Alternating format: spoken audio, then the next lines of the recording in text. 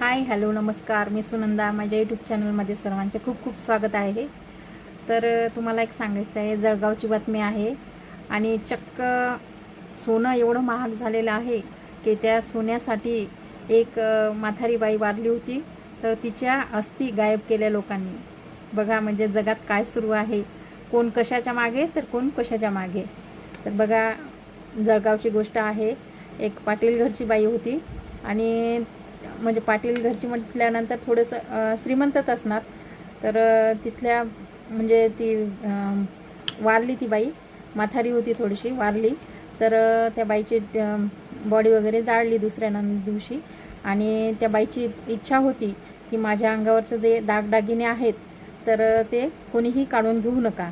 तर प्रत्येक बाईची खूप हौस असते की दागदागिने घालून जायची. तर त्या बाईचे तिच्या घरच्यांनी दागदागिने काढले नाही, तर तिला दागिन्यांसोबतच जाळलं. आणि तिसऱ्या दिवशी तिचं त्या बाईचं जे सावडण होतं, सावडण्याचा कार्यक्रम होता.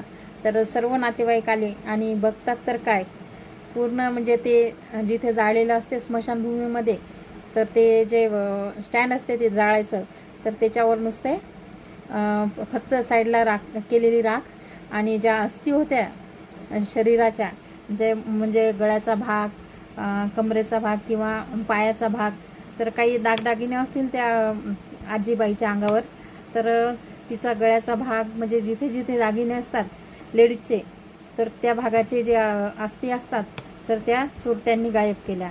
तर तिथे स्मशानभूमीमध्ये एक सूप आणि एक चाळणी मिळाली.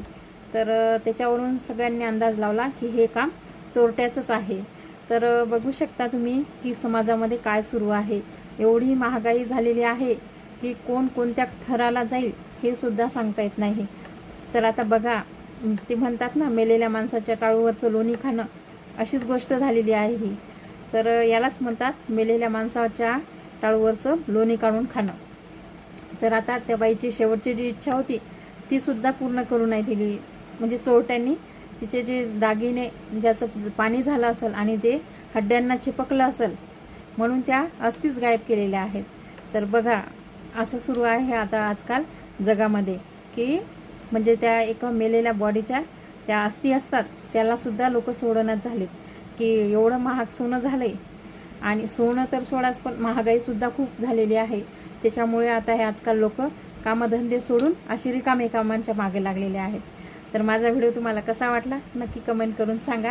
आवडला तर नक्की लाईक करा, शेअर करा आणि सबस्क्राईब करायला विसरू नका. धन्यवाद.